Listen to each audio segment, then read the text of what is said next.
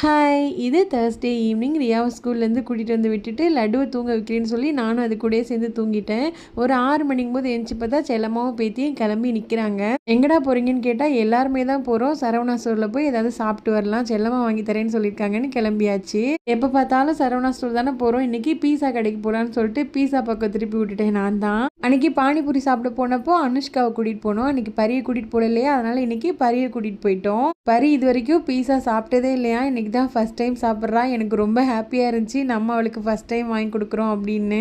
ஏன்னா நம்ம first time எதை பண்ணாலுமே லைஃப் லாங் அதை மறக்கவே மாட்டோம். அவள் எப்போ பீஸா சாப்பிட்டாலுமே நம்ம அந்த ஆண்டி வாங்கி கொடுத்தானே ஃபஸ்ட் டைம் சாப்பிட்டோம் அப்படிங்கிறத ஞாபகம் வச்சிருப்பா.